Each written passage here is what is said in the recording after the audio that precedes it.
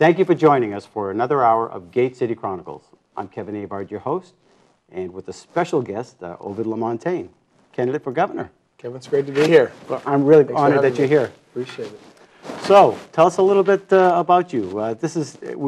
We've got a presidential campaign going on, Right. and we have a lot of candidates that have gone through the local TV, everybody from Buddy Roemer to you name it. Right. And now it's time to start looking a little bit local. What's going on with the gubernatorial race? Well, first of all, I'm honored to be running again for governor this time. I feel very good about where we are in the campaign. It's beginning of April time frame now, and there's a lot of momentum for our campaign. A lot of good support out there throughout the state of New Hampshire. We're going to continue to build as strong a team as possible, not just to win an election, Kevin, but to serve afterwards. You can't do this alone. This is a weak form of governor, and I'm encouraged by the response I'm receiving and the support I'm getting from people around the state. I'm a fourth-generation New Hampshire native, the son of New Hampshire farmers, mill workers, and dentists. And if growing up the son of a dentist doesn't build character, you can bet growing up with a name like Ovide does, okay? It absolutely gives you some extra backbone that you might need. You got to learn how to fight. Huh? You do have to learn how to stand up for yourself. And and my wife and I, Betty, raised our two daughters, and they're now living on their own, and so we're empty nesters. And this is a good time, I think, for me and my family, and also I think for the people of New Hampshire, given the challenges we face both nationally and locally, for me to run for governor and to try to represent the people of New Hampshire as best I know how. And so I'm going to continue to be out there working hard. Excellent. Well, let's talk a little bit about your resume and some of your qualifications, Sure. just for our viewers here in Nashua. Well, I went to high school, Trinity High School in Manchester. Then I went to college at the Catholic University of America in Washington. After college, during college, I met my wife, Betty. She's been my wife of 32 years. And right out of college, we were married, and then we became high school teachers. I taught for 3 years in high school, 2 years in the Laurel, Maryland area outside of Washington. And then my high school student council advisor from Trinity became principal of a Catholic high school in Cheyenne, Wyoming. Called us up, and he said, I need a math and social studies teacher. He wanted the math teacher, because Betty's the math teacher. I'm a social studies teacher. And so we said, sure, we'll go out and teach with you. So we went out there, sight unseen. And then after my first year of teaching in Wyoming, I learned that there was a law school about 50 miles west, $750 a year tuition. Being a New Hampshire frugal Yankee, I said, I'm going. And I did. And Betty continued to teach.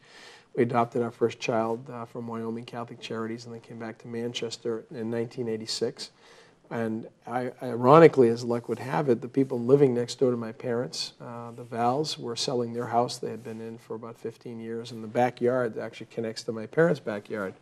So they called us in the summer of 1986 and said, we're selling our house, and we put an exclusion in our real estate agreement that if we could sell directly to you, you don't have to pay the real estate fee. And I said, what made you do that? They said, we just had a feeling you might want to buy the house. And I talked to Betty, and she said, yes, let's do it. So we did. We bought the house next door to my parents. And in 1997, when my mother said, I'm the oldest of 8 kids, my mother said, I've had it with the big house, too big for me to maintain, I'm going to sell it. I said, I've got a plan for you. I said, we'll buy your house and rent our little house to you, which we did. And on Saturday before Labor Day in 1997, a moving truck came over to our house, load up the first half, went around the corner, load up my parents' house, and went back around the corner. 4 hours, the two families have moved. Yeah. And I've been living in the same house I grew up in since 1997, and we've been next door to my parents for 26 years. If you've ever seen the show Everybody Loves Raymond, yeah, that's our family on steroids. And my father's name is Ovid, but my mother calls him Frank when she's upset with him. And my father calls her Marie when he gets, for whatever reason, wants to get under her skin. But, that's the sort of the New Hampshire story. Families trying to stay close to each other, connected, helping each other out. And we've never been a state that has looked to government and always been, having our hand out for government. We've been a state that has relied on the resources, the commitment that people have to one another. And I think we need to rediscover that for New Hampshire in order for us to go forward and renew the New Hampshire advantage. Professionally, I think I bring to the governor's office the kind of experience that people haven't seen in New Hampshire for a long time. I have leadership experience in all 3 sectors that I think are very important for the governor to have. Government, business, and civic and charitable work, and not necessarily in that order. I joined a law firm of Devine, Millamette, and Branch in 1986. I've been a business lawyer since then, the same firm. I've been in there for 27 years. And I'm an owner of the law firm. It's a large law firm with a lot of employees. We've had to deal with everything from, IT and our access to the computer's age and so forth. Kevin, when I started practicing law, we were using carbon paper, which is in 1986. You don't think it was that long ago. At least I don't feel like it was. But we were using carbon paper. Yep. We had one electric typewriter. We had 40 lawyers at that time. Now we're up towards 80. But that's when the 486 came out, I think, the compact. That's correct. It was about that time that the 486 came out.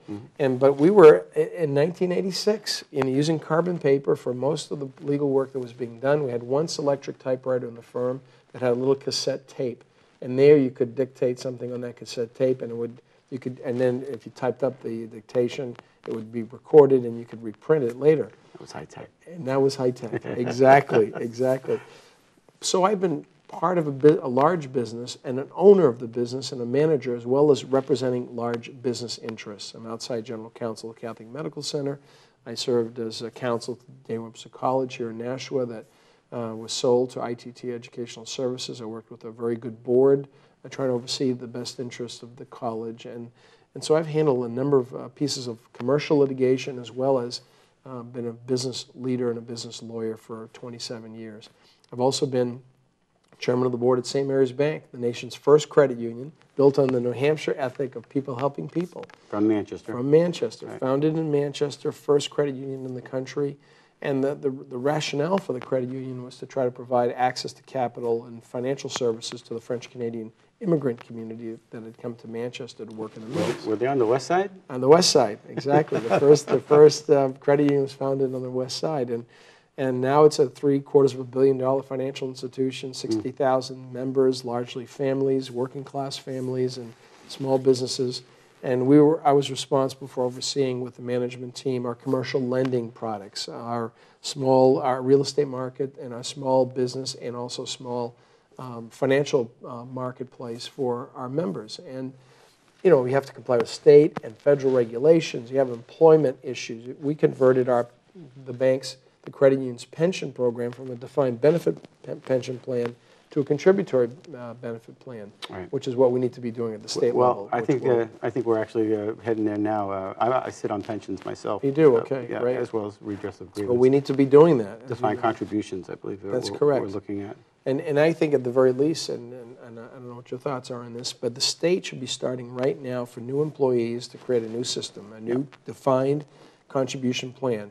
And for your listeners out here who are listening to this, the defined contribution plan basically enables an employee to make it a contribution towards their retirement. The state will match a percentage as an employer, like a 401k, and it gives ownership and control for that employee over that plan, as opposed to the defined benefit plan, which simply says these are the benefits you're going to get, and it's basically an unfunded liability in the future that is going to crush us if we don't deal with this. Well, yeah, they've been talking about that unfunded liability for a while now. Yes. It really will crush us. And the problem is there's the solution, but it seems nobody wants to change. They feel they're going to lose their benefits, and it's not. We have to do something, and if we do nothing, we go bankrupt. Kevin, we've done this in the private sector, throughout the private sector, whether it's in service or manufacturing businesses. We've gone from the defined benefit model to the defined contribution model, and government is the last holdout for employees to go in this direction. So it's not like something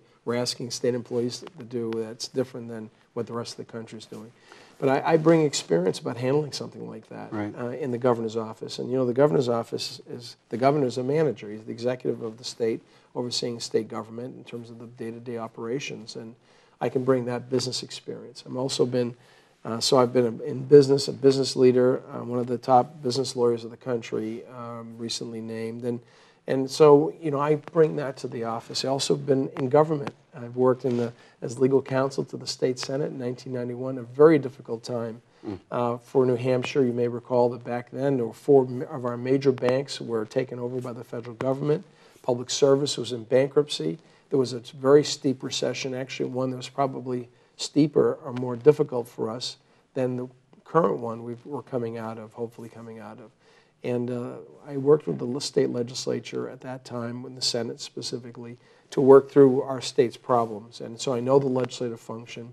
And then in 1993, I was appointed by Governor Merrill to serve as chairman of the State Board of Education. I was confirmed by the Executive Council, and I was reappointed later on. So I've been appointed and confirmed twice, the only candidate for governor who's had an executive leadership position in government. And we did a lot of good things, Kevin, under my leadership at the State Board of Education. We did things like fight to enact charter school legislation. I teamed up with Senator Rubins, worked with Governor Merrill. We got that law passed. It wasn't perfect, and we knew that, but it created an opportunity for a public school to really operate outside of the traditional apparatus. It creates more opportunity for choice in the public sector. And you were a teacher. If you don't mind, let me digress just a little bit, Sure. because and talk a little bit about right to work, if you don't mind.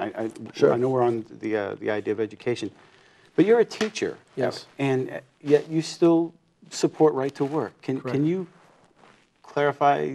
Right now, it seems to me a lot of teachers are really worried about right to work, and they feel as though they're going to lose their benefits or something. I'm not exactly sure, but does this threaten teachers? It should not. In fact, right to work is, as you know, is really about employee freedom of choice.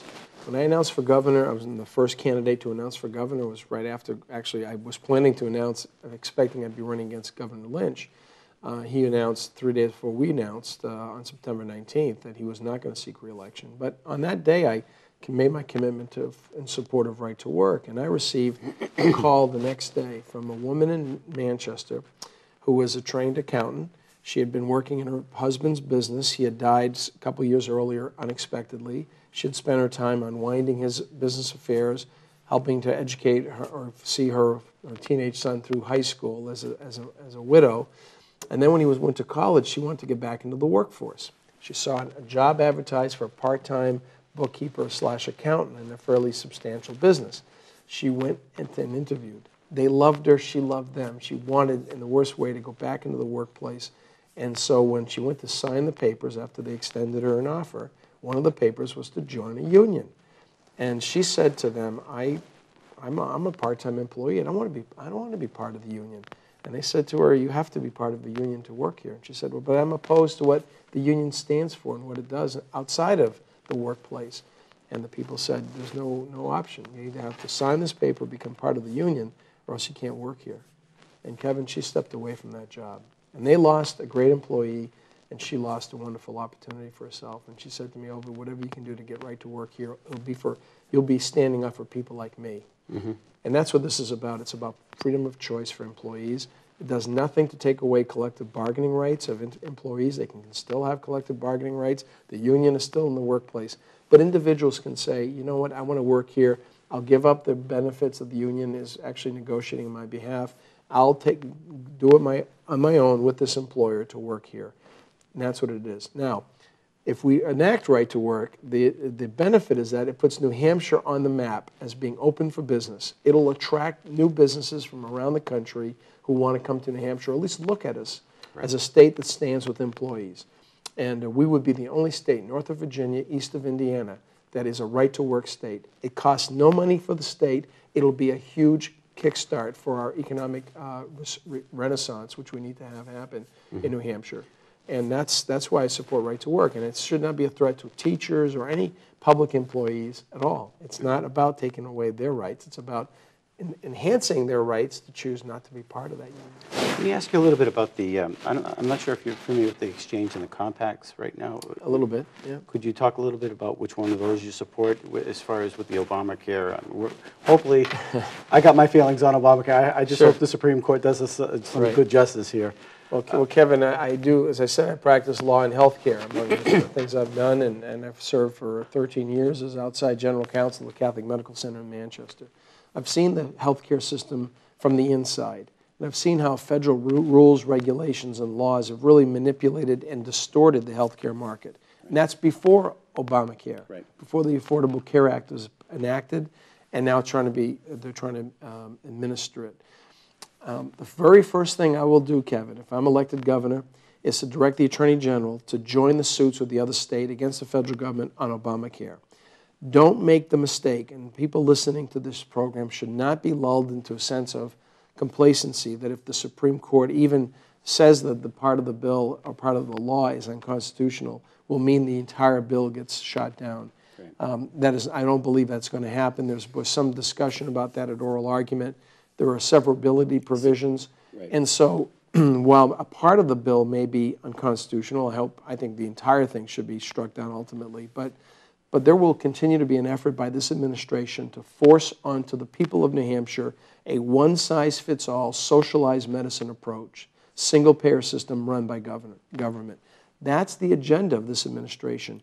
We should have been the lead state in suing the federal government.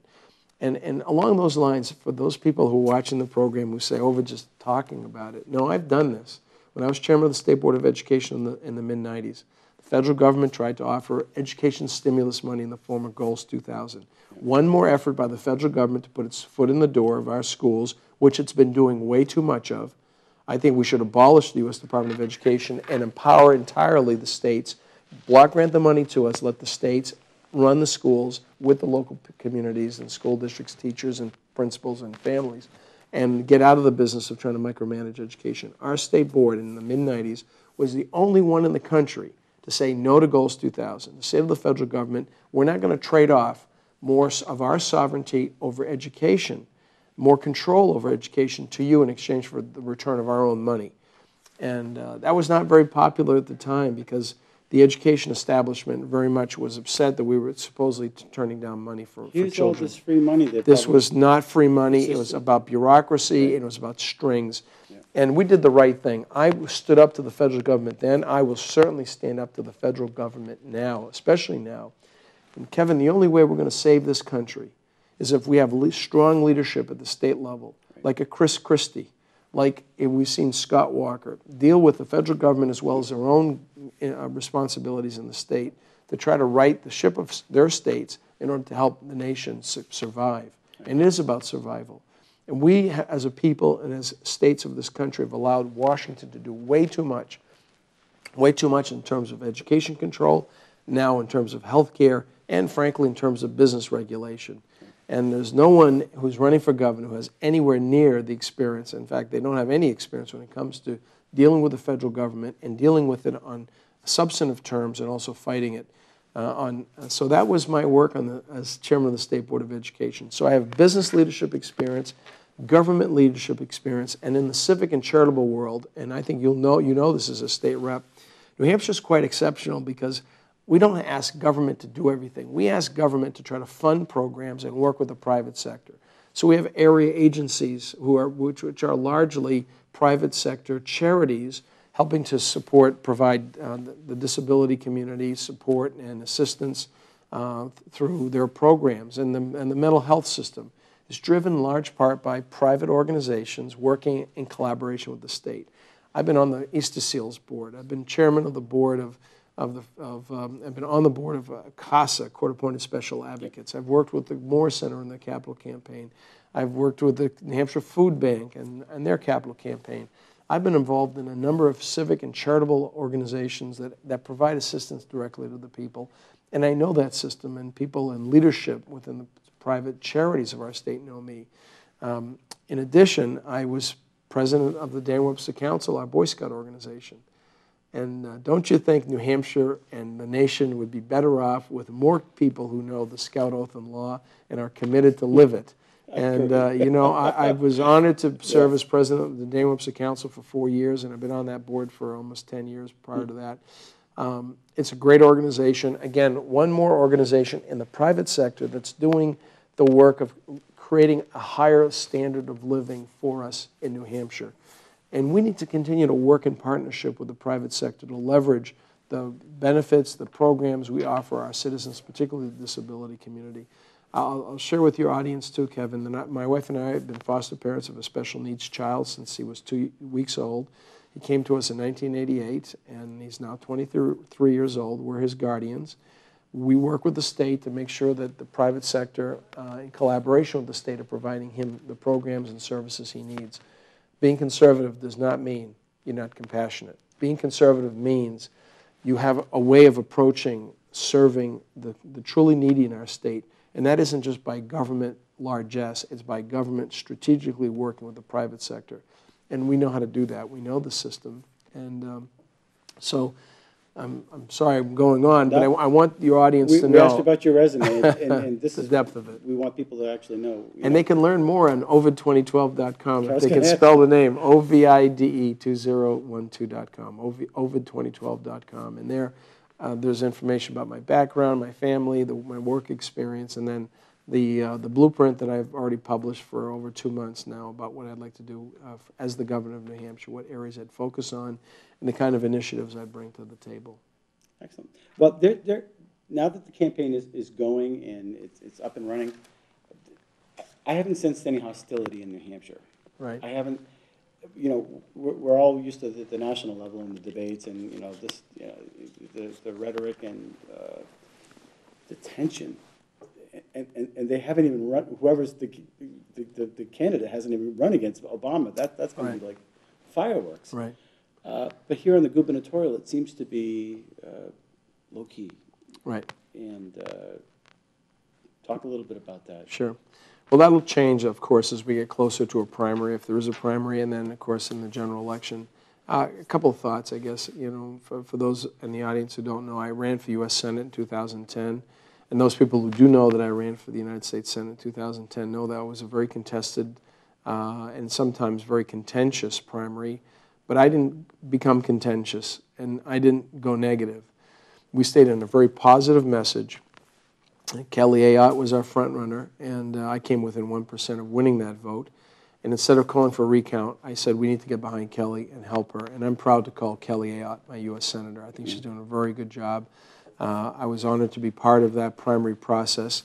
But I think I showed, and our campaign showed the people in New Hampshire, that there's a way to run effectively with limited resources, and God knows we had limited resources, and still get a message out that resonates with people, and to do it with the kind of decorum and diplomacy that is expected. I mean, you can disagree on issues, but you don't have to be disagreeable and get personal. And I'm concerned, I expect fully that in a general election, there will be the politics of personal destruction will sort of emerge themselves from the Democratic Party side. That's sort of their MO because they're wrong on the issues, and so they're going to have to make it about personality. I will do my level best to resist the temptation to get down in the gutter with the Democrats on personality, and that's the leadership.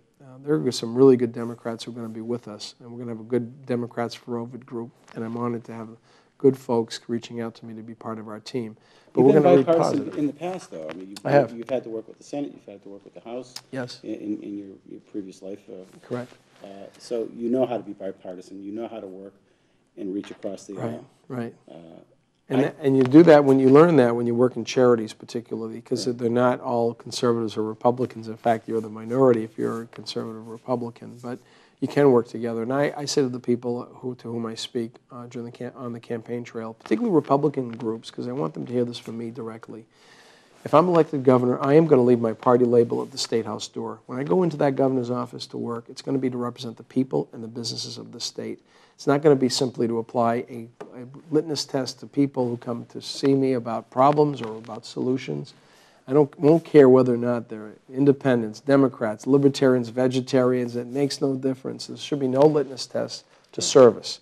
Now, I'm going to be true to my values and my principles, which I think people expect, but I think there's a way to work in a comprehensive basis with people who aren't necessarily of your party to get the job done. And I think the people in New Hampshire expect the governor to be about party labels and when it comes to managing state government, because you need to have the best and the brightest who may not be, again, affiliated with you, working to provide services to the people of New Hampshire. So I'll have a chance to, I think, show the people what it can be like in New Hampshire to work across the aisle and with all comers about solving our state's problems. So, Ovide, let me ask you a little bit about some things that are germane just to Nashua and some of the surrounding towns, if you don't mind me. One of the issues is the commuter rail. Mm-hmm. Can you talk a little bit about that and the transit, the whole issues? Well, I'm intrigued about the idea of bringing a rail up to Nashua. I think there's been a lot of talk about bringing it from Nashua to Manchester to Concord, I'm not sure we can't do this by phases. In other words, let's look at what it will take to work collaboratively with the northern Massachusetts communities, Tingsboro and all, and I know Mayor Lozo's done a nice job reaching out to the south of us to try to find a coalition of cities and towns that would work on trying to make sure that a rail can come right to Nashua as the railhead.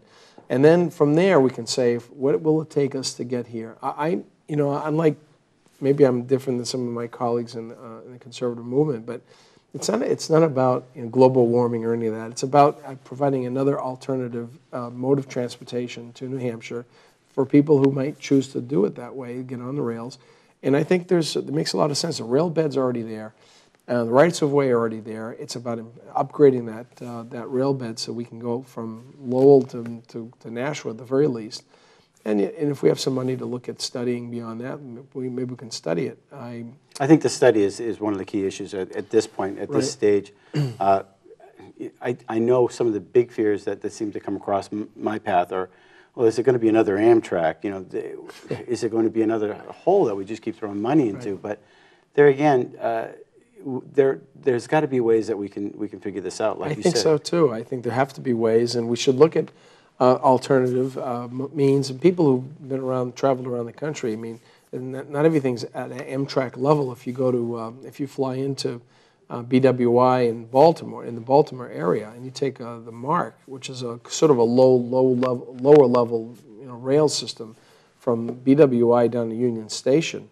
That's a very nice ride. It's a nice train, but it's not of the level of an Amtrak, which is a higher grade, train.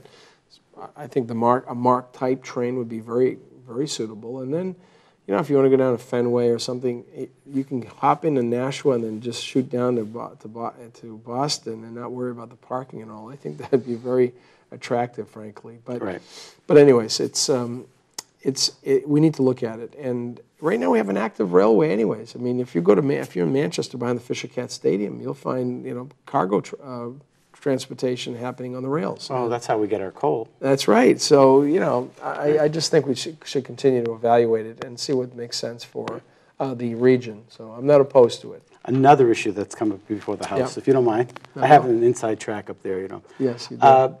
Gambling. Yes. And I guess I voted against it, and for a few reasons that I thought, we're putting money into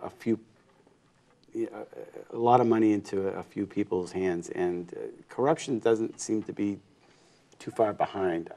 I don't think, my personal opinion, I know the show's about you, but I don't think that gambling is the solution to fixing the state's problems. Mm-hmm. Right. What are your thoughts?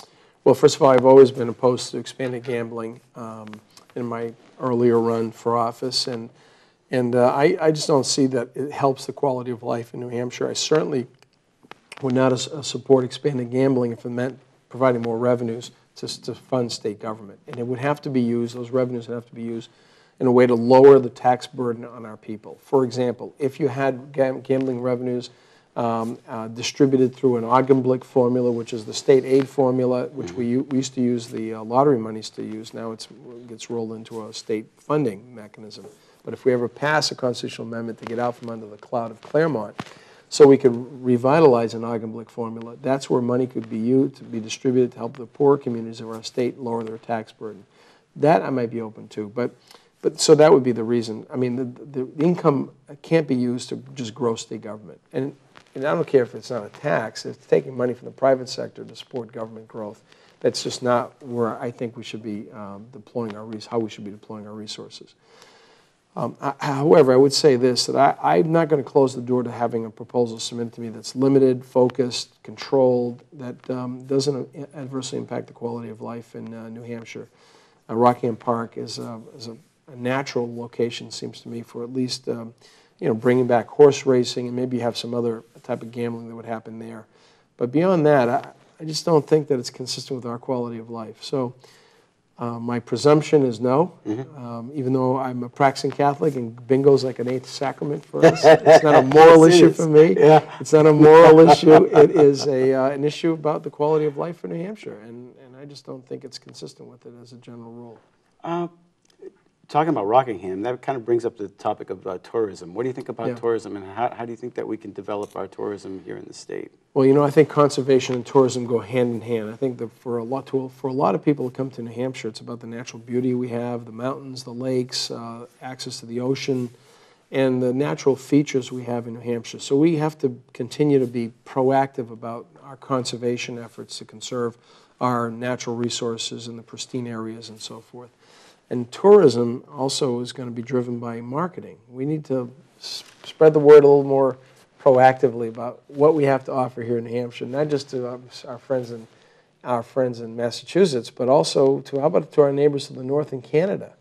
The exchange rate now is about on parity. And if you meet, and of course, with a name like Ovide Lamontagne, I do speak French, and I know people, I'm related to people in Canada. And you talk to folks in Canada, our second largest trading partner is Canada, the largest part of Canada is Quebec. And you say, do you know anything about New Hampshire? Oh, yeah, I go to your beaches all the time. I summer at Old Orchard Beach. I'm like, no, Old Orchard is not New Hampshire. And there's so much more about us that people don't know. So we need to be more creative. It doesn't have to mean a lot of money. Just be tactical about promoting New Hampshire, what we have to offer, and to help our tourism industry. Now, maybe we should get a star there to do a little commercial for us. I remember seeing all the time, come to Michigan. They have the golf courses and all the lakes and all that kind of stuff. Right. Maybe we can do something like that. Maybe we could, and we can do it in a targeted way. So I really want to continue to support that very important industry for us. And coming back to the whole gambling issue, I think it's counter to our tourism ethic in New Hampshire to have gambling locations that are going to discourage families from coming to our state. We have to recognize this. I hear people say to me all the time, well, if we don't have gambling in New Hampshire, we're going to lose money to Maine or Massachusetts. And I say, we lose money to Maine and Massachusetts right now. How many of our New Hampshire citizens go to Fenway Park to watch the Red Sox? And we're not going to bring the Red Sox to New Hampshire, and yet people go down there. We have to recognize that in our region, there's some things we're going to do well in New Hampshire, and some things we're not going to do in New Hampshire at all. So it isn't the fact that people will go somewhere else. They will go anyways. It's about what is the strength of the state. Right. And we need to be about renewing the New Hampshire advantage. Differentiating is a very important part of the strategy of renewing that New Hampshire advantage, so people see that New Hampshire is materially different than the other states. No broad-based taxes makes us materially different, which is why a lot of people come to New Hampshire to live, to raise a family, to run a business. They don't want the broad-based taxes. And I will veto any broad-based tax that comes to my desk, and I'll work hard to make sure our expenses are contained so that there's no upward pressure, which this last few years of the Lynch administration was pushing us in terms of spending to lead to a broad-based tax. We have to be disciplined on the spending side. Right. And we have to be smart about reforming state government so we're not creating an impetus for state policymakers to try to find alternative revenue sources to sustain a bloated government. And we have a lot of, I think, opportunities to reform state government to make the life of our citizens so much better. You have a willing party up there to reform. Well, I certainly hope so. One of the other issues, in this whole process of managing things a little bit more conservatively, we still have to worry about our infrastructure. Yes. And one of the issues that's come up time and time again, to me, our bridges, right. Some of our roads. We have some of the best roads in the area, but we still have to keep them up. And our bridges, I know they need a lot of work. Right. Well, there's no question that people expect that state government, among other things, looks at infrastructure in terms of commerce and transportation. So we need to make a priority of certain projects. I-93 widening, the completion of that has to be a priority for us, and that should be done. That's going to benefit the entire state. That isn't just going to benefit a corridor from Salem up to Manchester. It's going to benefit the entire region if we can get people in New Hampshire a little quicker, a little easier, and let them leave a little quicker and easier too when they go back to their home state. If you're ever up there during race week, my gosh, it's unbelievable. It's crawl space. Yeah, and so we need to find other ways of having the revenues necessary to support our upgrades, and people, I think, over time will see that that's an important area of focus for us. The other thing, Kevin, that I think this is an infrastructure issue, particularly for our New Hampshire businesses, is that we are heavily regulated. And people in New Hampshire think we're the live free or die state until what they would be saddened by is the extent of regulations in our state. I want to be a governor who's known as a governor who's reduced the overall burden from a regulatory perspective, which is the branch of government over which I'd have some say and oversight. The second thing I would do after directing the Attorney General to join the suits against Obamacare, and by the way, if he said no, I would do it myself. The Constitution of New Hampshire allows the governor to bring an action in his name on behalf of the state of New Hampshire and her people, and I would do it myself. I hear them clapping. I will do it myself, and I'll also bring other like-minded attorneys to help me draft a complaint. So whether it's the Attorney General or me, the day of the inauguration, we're on record as doing whatever we can to stop the federal government from taking over health care. Second thing I would do, issue a 90-day moratorium on rules and regulations that are working their way through to be approved, and to require all administrative agencies to conduct an economic impact analysis. Let the cities and towns, the businesses, the families of our state know what it's going to cost to comply with the rules and regulations that you're promulgating, and then tell us what the benefit is for which we're bearing that cost. We don't do a good job in New Hampshire taking stock of what the true cost is in these rules and regulations. And then let's start removing and repealing rules and regulations that have become outdated, antiquated, conflicting. And then finally, let's have a stable, consistent application of rules and regulations. That's one of the biggest complaints I hear about our tax system. It's not the rate of taxes so much in terms of business tax.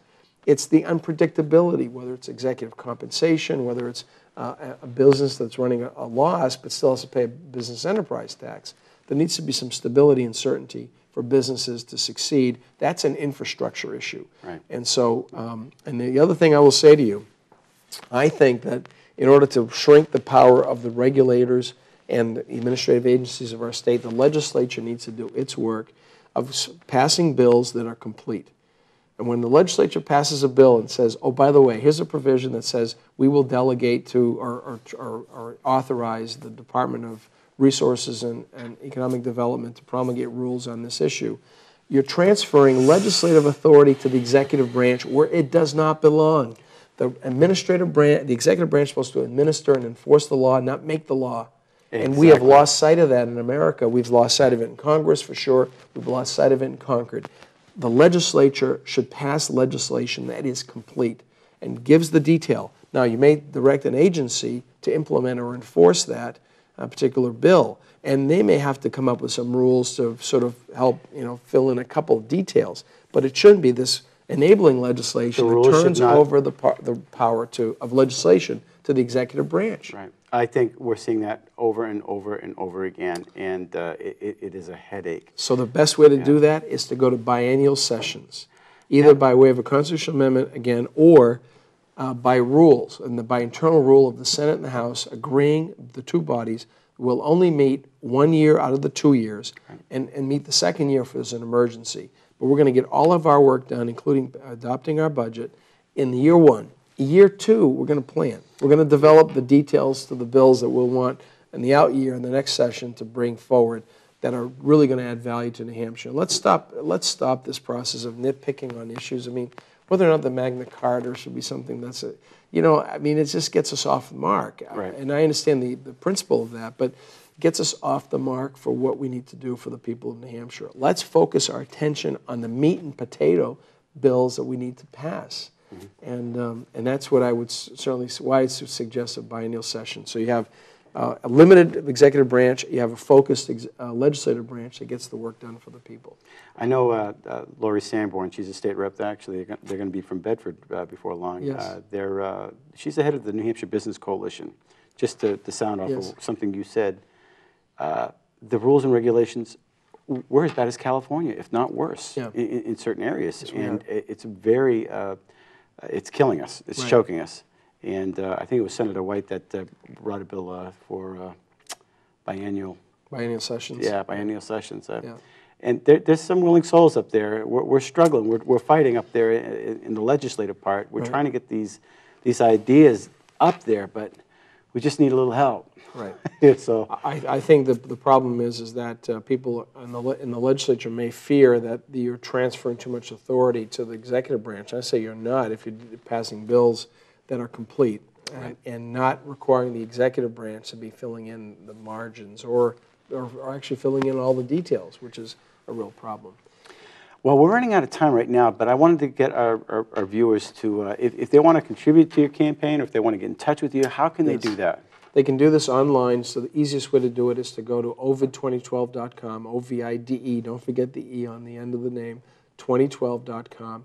There you'll find positions that I have on the issues, my blueprint that's been out for over 2 months, and also an opportunity to sign up as a volunteer. We're recruiting what I call O-Depots. These are families or businesses in every voting precinct of the state who want to help us put up signs, distribute bumper stickers, and then recruit people to hold signs at the polls on the primary day and the general election day.